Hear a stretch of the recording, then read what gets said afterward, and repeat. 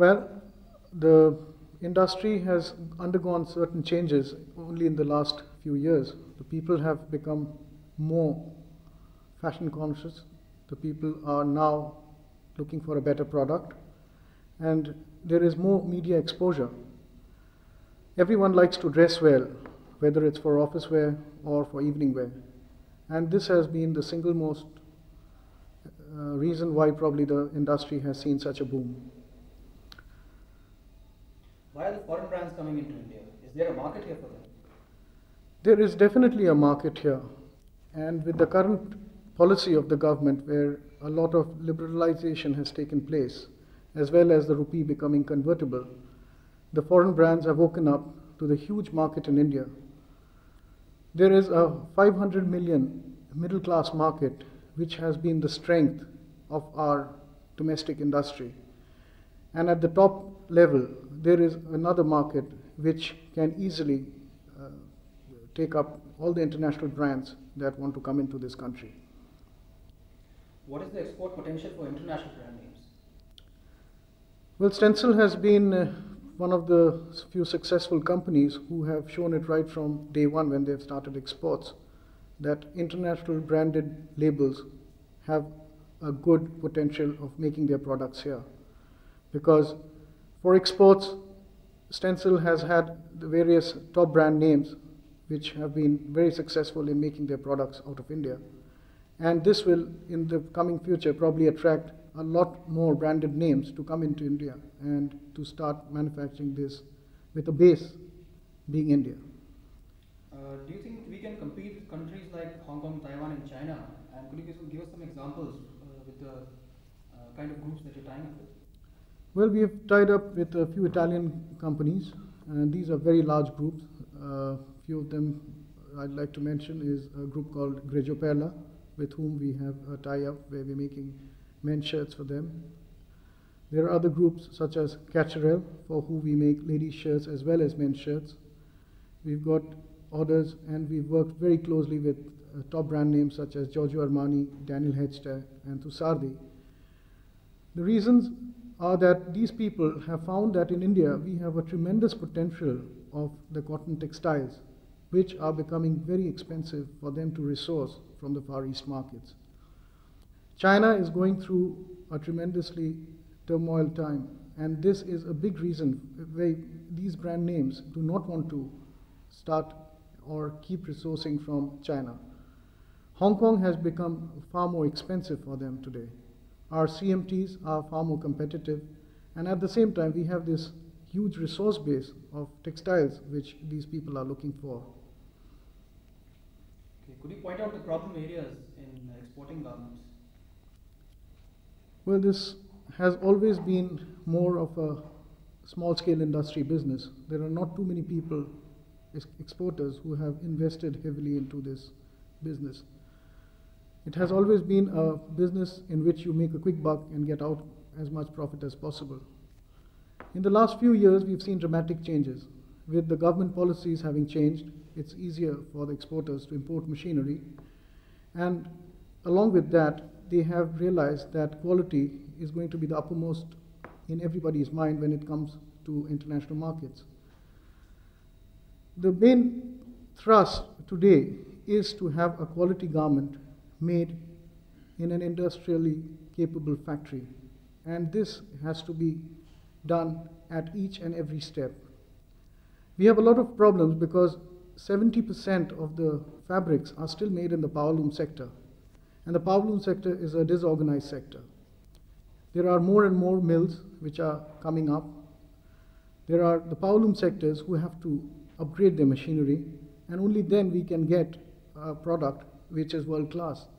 Because 60% of a garment consists of the value of the fabric itself.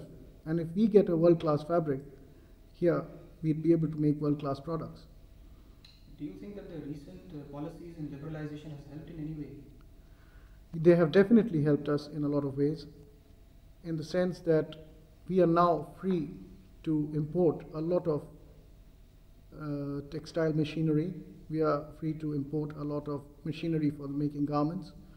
There are a lot of trim areas and accessories which are now available to us to be brought in, converted, and then reshipped out. Because you please remember that in the international market, we have to be competitive. And there are these areas which we are still not able to handle very well in India.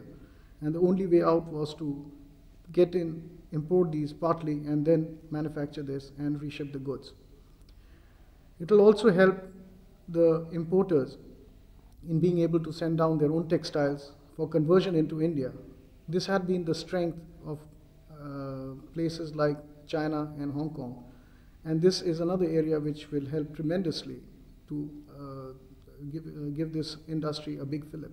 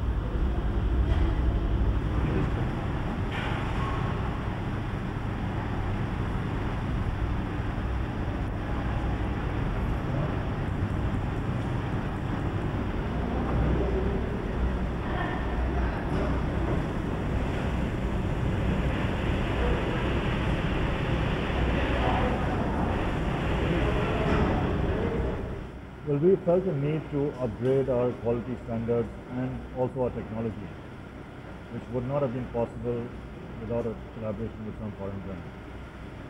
So a foreign brand tie-up was necessary just for upgrading the quality and technology at our disposal. Could you elaborate? Could you specify in terms of quality what? Well, though we've been making knitwear in India for a while, we find that the quality of the whole product is nowhere up to international standards. Starting from the yarn that is selected, even though the good yarn is made in India, starting from the yarn that is selected for the products, to the way it is knitted together, the design of the fabric, the special treatment to the fabric to control the color fastness, shrinkage, and so on, and finally to the way that the garment is made up, the styling and the quality of stitching. None of this really came up to international standards, and none of it has come up to international standards so far. We now have access to the technology that will allow us to make the best knitted garments available in the world. Do you think this will help in competing with countries like Hong Kong, Taiwan, and China? Most definitely. Till very recently, foreign buyers who came into India used to buy their low quality or low cost knitwear from India. But for high quality knitwear, they used to go to, as you said, Hong Kong, Taiwan, and other places. Today, they are now ready to look at plants such as ours for buying the high quality and high cost knitwear from India. Has the liberalization helped in any manner in promoting the garment industry?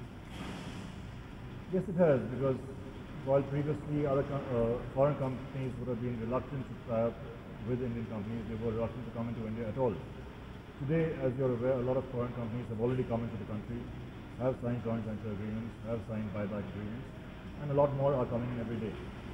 So there's no doubt that the liberalization has helped the garment industry as a whole, and therefore India's foreign exchange situation also. So what is the kind of performance that you're hoping for your company in the domestic market? Well, this company will essentially be concentrating only on the domestic market for the first couple of years. And we are targeting at the high end of the market because our products are really of international quality, probably better than international quality. So we are looking at the very top end of the market. We're not looking for large volumes. Our products will be geared towards a very select upmarket clientele, a very discerning buyer. So they will be expensive, but they will be the best quality available anywhere in